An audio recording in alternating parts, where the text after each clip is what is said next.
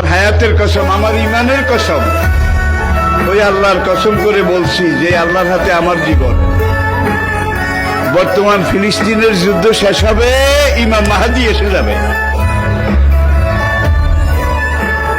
ইমাম মাহাদি আসার 9 বছর পরে, ইমাম মাহাদি আসার 9 বছর পরে ঈসা আলাইহিস সালাম আসবেন। আর ইমাম মাহাদি আসার পরে 9 বছর, এটার মধ্যে দাজ্জাল তার আবির্ভাব ঘটবে।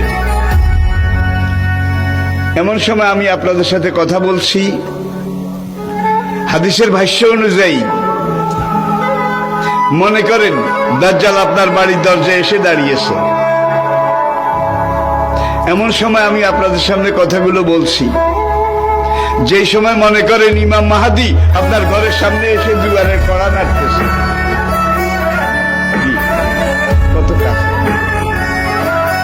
আল্লাহর নবী ইমাম মাহাদি সম্পর্কে, দাজ্জাল সম্পর্কে 70টা ভবিষ্যৎবাণী করেছে। কয়টা? তার মধ্যে 66টা হয়ে গেছে, বাকি আছে কয়টা?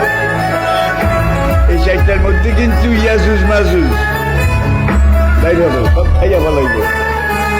এবারে দাব্বাতুল আরদ কোরআনে আছে, দাব্বাতুল আরদ মক্কা এবং তায়েফের মাঝখানে জমিন ভেদ করে একটা জন্তু উঠবে। সেই জন্তুটা রাতের শেষ প্রহরে মাথা উঁচু করবে, মাথা এত উঁচু করবে কাবা থেকে দেখা যাবে, ইয়ামেন থেকে দেখা যাবে, বাইতুল মাকদাস থেকে তার কল্লা দেখা যাবে। সে কল্লা উঁচু করে বলবে, হায় দুনিয়ার মানুষ, সে মুসলমান জাতি, দুর্ভাগ্য তোমাদের, আজকে রাতে আল্লাহ তওবার দরজা বন্ধ করে দিয়েছে।